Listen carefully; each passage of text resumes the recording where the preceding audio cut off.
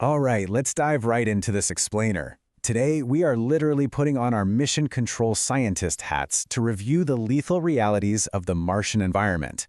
And we're going to do this by analyzing the recently failed habitat mission of our designated test subject Chase. Now, Mars is always talked about as our potential new home, right? But as we parse through the telemetry and data from this postmortem, you are going to see just how incredibly inhospitable the red planet truly is to both human biology and engineering. Here is our briefing docket for today. We'll start with the mission briefing for planet Mars, move into Hazard 1, the atmosphere, then Hazard 2, surface threats, Hazard 3, sustaining life, and finally, we will break down the fatal 5 seconds. Section 1, Mission Briefing, Planet Mars. So, upon arrival, the onboard AI, Rico, immediately ran a hazard scan. And man, it gave us a pretty grim roadmap of the lethal threats Chase was about to face outside the ship. From a mission control perspective, this is exactly the moment the sheer hostility of Mars becomes quantifiable. Rico detected literally zero breathable air, dangerously low atmospheric pressure, persistent dust storms, and radiation levels so incredibly high they cause rapid cellular damage and acute sickness without heavy shielding. Bottom line, if you want to survive these conditions, you absolutely must build a robust habitat. Moving on to Section 2, Hazard 1, the atmosphere. Looking at the atmospheric makeup, carbon dioxide completely dominates. We are talking 99% CO2, with oxygen barely even registering as a trace element.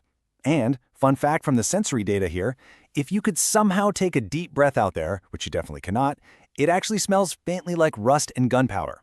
But, the composition of the air is really just the tip of the iceberg. The planet also suffers from extreme thermal volatility. Sure, it might be a balmy 20 degrees Celsius during the day, which honestly sounds quite pleasant, but then comes the nighttime plunge, dropping all the way down to a lethal negative 153 degrees Celsius. For those keeping track at home, that is going to give you frostbite in seconds and hypothermia in minutes. But here is the crucial point. While that temperature drop is absolutely terrifying, the lack of air pressure is actually the most urgent biological threat to any astronaut stepping outside. The planet barely has an atmosphere at all. The pressure is so incredibly low that it will critically compromise the human body before that extreme frostbite even has a chance to set in. It is a silent, instantaneous killer. All right, Section 3, Hazard 2, surface threats. We are talking 100 kilometers per hour. These frequent Martian dust storms represent a literal structural engineering nightmare. They are powerful enough to slice right through a standard spacesuit, and the worst part?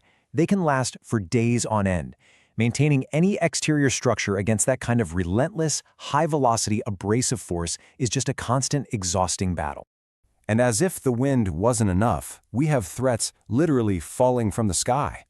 As Rico the AI calculated, an 87.42% chance of a strike means it's not a matter of if the habitat will be hit by a micrometeorite, it is purely a matter of when.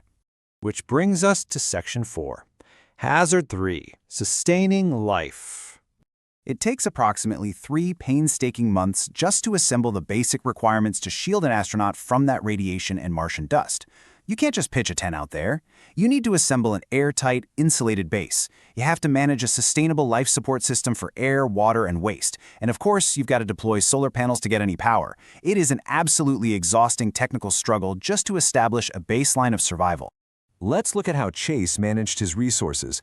To grow crops, specifically potatoes, in a pressurized greenhouse kept at a comfy 16 degrees Celsius, Chase had to rely on a highly efficient, albeit highly unappetizing, closed-loop waste recycling system. Because extracting water from the Martian soil or atmosphere is incredibly labor-intensive, efficiency dictates recycling your own sweat and pee for drinkable water. And because the Martian soil is figuratively garbage, the best fertilizer available was, well, his own poo. Yeah, it smells pretty bad, but you work with what you've got. But here is where we find a massive engineering oversight in the initial base plan. Rico the AI completely forgot to include a connecting tunnel. This meant Chase's out-of-this-world 5-star greenhouse was built entirely unattached to his main living quarters. This forced our subject to go outside into that hazardous environment every single time he needed to check on his plants. It was exhausting, it was inefficient, and it completely set the stage for disaster. Section 5, the fatal 5 seconds. When that 87% probability became a reality, The cascade of failures was swift.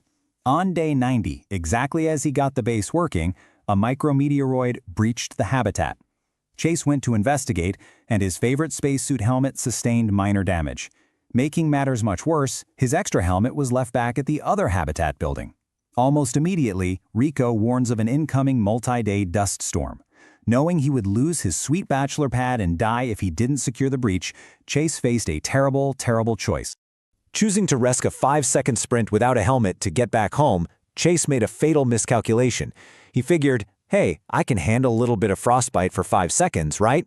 But as we discussed earlier, the extreme temperature isn't the fastest killer. Chase was instantly killed by the sudden lack of atmospheric pressure long before the frostbite even had a chance to set in. Which leaves us with this final thought. Given how aggressively hostile Mars is to human engineering and biology, from the relentless dust storms and rapid-acting radiation to the immediate, fatal threat of low pressure, is our next test subject better off visiting the stinkiest planet in the solar system instead? Because if you think Uranus smells bad, well, at least it isn't Mars. Thank you for joining me for this explanation. Keep asking questions, and I'll see you next time.